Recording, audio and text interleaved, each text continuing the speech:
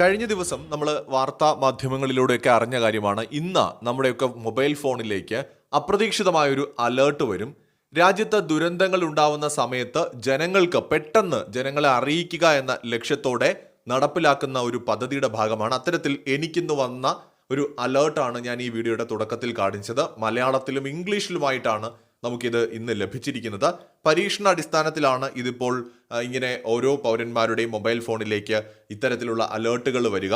അതിൽ എഴുതിയിരിക്കുന്നത് ഇങ്ങനെയാണ്: ഇന്ത്യ ഗവൺമെന്റിന്റെ ടെലികമ്മ്യൂണിക്കേഷൻ വകുപ്പ് സെൽ ബ്രോഡ്കാസ്റ്റിംഗ് സിസ്റ്റം വഴി അയച്ച സാമ്പിൾ ടെസ്റ്റിംഗ് സന്ദേശമാണിത്. നിങ്ങളുടെ ഭാഗത്ത് നിന്ന് ഒരു പ്രവർത്തനവും ആവശ്യമില്ലാത്തതിനാൽ ദയവായി ഈ സന്ദേശം അവഗണിക്കുക. നാഷണൽ ഡിസാസ്റ്റർ മാനേജ്മെന്റ് അതോറിറ്റി നടപ്പിലാക്കുന്ന pan India emergency alert system പരിശോധിക്കുന്നതിനാണ് ഈ സന്ദേശം അയച്ചിരിക്കുന്നത്. പൊതുസുരക്ഷ വർദ്ധിപ്പിക്കുവാനും അടിയന്തര ഘട്ടങ്ങളിൽ സമയബന്ധിതമായി മുന്നറിയിപ്പ് നൽകുവാനും ഇത് ലക്ഷ്യമിടുന്നു എന്ന് പറഞ്ഞുകൊണ്ടാണ് ഇത് ലഭിച്ചിരിക്കുന്നത്.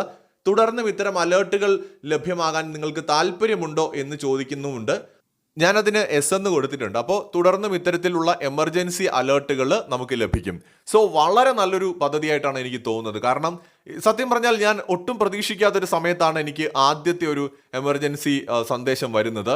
അപ്പോൾ തീർച്ചയായിട്ടും നമ്മൾ ശ്രദ്ധിക്കും. എത്ര തിരക്കിൽ നിന്നാലും പൊതുവെ കേൾക്കാത്ത ഒരു മ്യൂസിക്കോട് കൂടി ഇതിങ്ങനെ വരുന്ന സമയത്ത് നമ്മൾ തീർച്ചയായും ശ്രദ്ധിക്കും. അപ്പോൾ അടിയന്തരമായ സന്ദർഭങ്ങളിൽ പൗരന്മാർക്ക് പെട്ടെന്ന് ഇൻഫർമേഷൻ പാസ് ചെയ്യാനായിട്ട് ഇതൊരു നല്ല മാർഗമായി കാണുന്നു. ഇംഗ്ലീഷ് ഭാഷയിലും അതുപോലെ പ്രാദേശിക ഭാഷയിലുമാണ് നമുക്കിത് ലഭ്യമാവുന്നത് എന്നാണ് മനസ്സിലായത്. എനിക്കിത് രണ്ടും കിട്ടി, മലയാളത്തിലും ഇംഗ്ലീഷിലും കിട്ടിയിട്ടുണ്ട്. അപ്പോൾ തീർച്ചയായിട്ടും എല്ലാ മനുഷ്യർക്കും അപ്പോൾ വായിച്ച് മനസ്സിലാക്കാനും അത് സാധിക്കുകയും ചെയ്യും.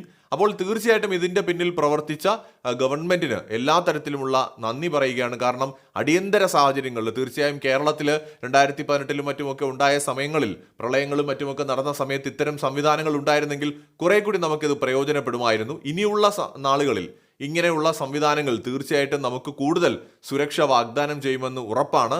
എന്തായാലും വളരെ മികച്ചൊരു പദ്ധതിയായിട്ടാണ് എനിക്ക് തോന്നിയത്. നിങ്ങളിൽ എത്ര പേർക്ക് ഈ എമർജൻസി സന്ദേശം ലഭിച്ചു? നിങ്ങൾ കമന്റ് ചെയ്യുക. മറ്റൊരു വീഡിയോയുമായി നമുക്ക് വീണ്ടും കാണാം.